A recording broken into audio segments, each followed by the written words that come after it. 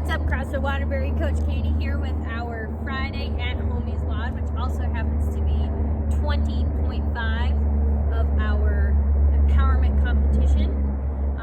Should be a doozy. So consider this not only your at HOMies WOD instruction, but also your movement standards for our empowerment WOD competition. Be on the lookout for 20.6, which should be happening on Monday. Okay. So for warm-up wise, we've got a kind of lengthier warm-up just due to the fact that I want to get us ready to go for what we're getting prepared to do for 20.5. So we're going to start off with a minute on certain movements, and then we'll move into 2 rounds of a little bit more specific movement stuff. So for the first thing, we're going to do 1 minute of arm circles. So I'm going to start off, maybe I'll just start off with little ones forward. Then as I make my way through, maybe about 15-20 seconds in, I'll switch it up to backwards. Again, 15-20 seconds in, switch it to cross body, right? And then I can go palms up, maybe the final 15-20 seconds. Once you're through with that minute, we're going to move into 1 minute of spider stretch. So for the spider stretch, we've done this before, but you're in that long runner's lunge. I like to start with my knee up off the ground, and then maybe as I make my way through, I'll drop that back knee, even turn that arm up and open up that into that bent leg. From there, I can switch sides halfway. So 30 seconds in, switch to that other side. And then I'm going to move on for my 3rd minute into the pigeon stretch. So with this one, I'm going to go back to that first leg, bring that leg across the body, and then I can even hinge further at that hip to bring my chest closer to the ground. Okay, 30 seconds in, I'll switch legs to the other side and hang out here. From there, I'm going to move into my Sampson stretch. So for your Sampson stretch, you're going to think knee hug, and then drop down into that lunge and stand back up. Knee hug, lunge, pressing those hands right up to the ceiling or sky. Okay. The last minute, we're going to do the triangle stretch. So I'm going to go wider than shoulder width, maybe our sumo stance width. From here, I'm going to bring one arm down along the leg as I bring my other arm up, stretching across. And then I'm just going to alternate sides, maybe hanging out in that stretch for a couple seconds as I make my way through the minute. Okay, once we're through all of those, we then have 2 rounds of 10 jumping jacks, 10 gorilla squats, 10 scapular push-ups. I don't know if we've ever done those, but I'll show you what they look like. Then you'll do 5 push-ups and 3 inchworms. So the first piece being 10 jumping jacks. Just keep that rib cage locked down, keep the core engaged as we go arms out, feet out. After that 10, we have our gorilla squats, where I hinge at the hip, I grab my toes, and then I pull my hips down towards my heels. From here, I've got that nice proud chest, and then I stand up. Okay, so it's hinge, grab those toes, squat, stand up. Hinge, squat, stand up. Once you've made your way through 10 of those, you're gonna do 10 scapular push-ups. So with this, I'm gonna find my plank position on the ground, and I'm gonna press my upper back straight up at the sky. So you can feel almost like your upper back is rounded a little bit. And then when I go to pull, I'm gonna pull my shoulder blades together and then press back up. So I don't know if you'll be able to see with this shirt, but if I go protraction, retraction, that's the push-up right there. Okay, so again, 10 scapular push-ups. I'm gonna pull my shoulder blades together and press. So the arm stays locked out and long, okay? Once I've made my way through 10 of those, 5 traditional push-ups.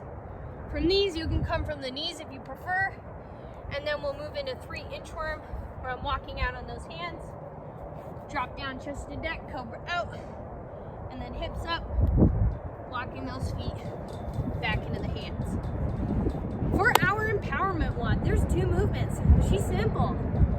Not in execution, but in movements. So we are looking at plank hold, squat hold.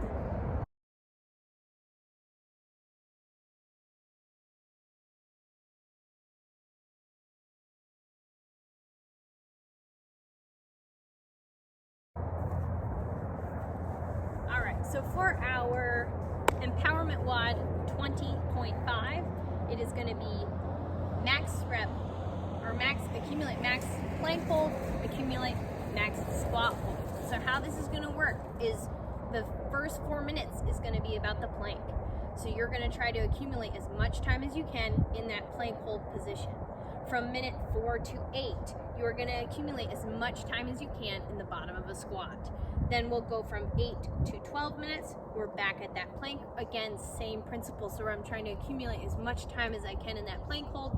And then the final piece, 12 to 16 minutes. So that last 4-minute block, we're back to the squat hold, accumulating as much time as we can in the bottom of that squat. So for the plank, the big thing I'm going to be looking for here is positioning. Your hips need to be in line with your shoulders when we find that plank position. So I'm here, not here. Okay, so that would be a resting position, also meaning I'm not accumulating time here.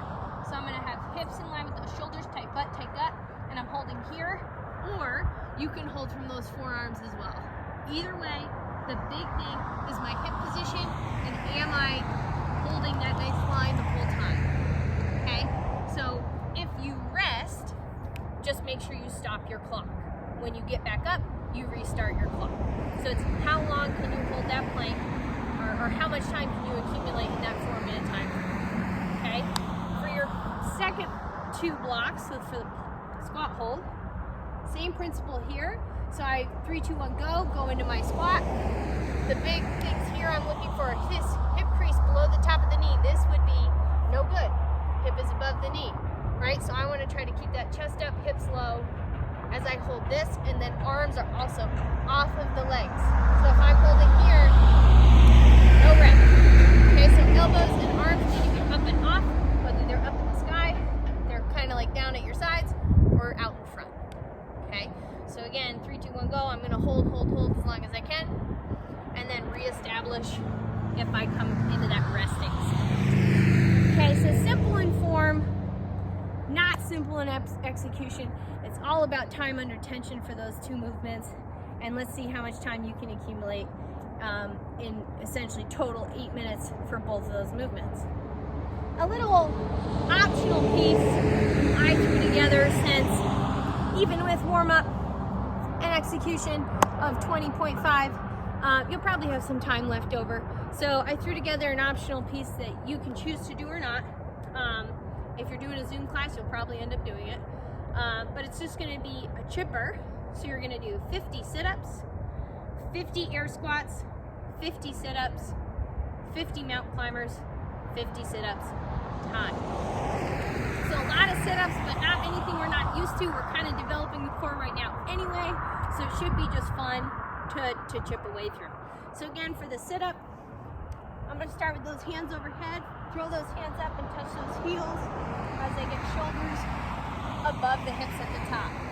Then I'm onto my air squat. Your legs should feel nice and toasty, so these should be easy. As I go hips back and down to full hip crease below the top of the knee and standing up nice and tall at the top. From there, we're back at the sit-up.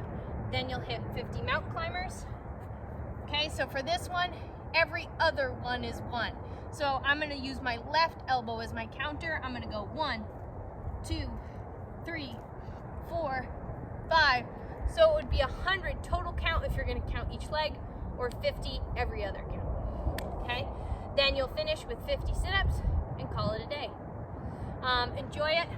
Make sure you get your times not only in Tribe, but get your competition corner scores in before Monday at 7 p.m.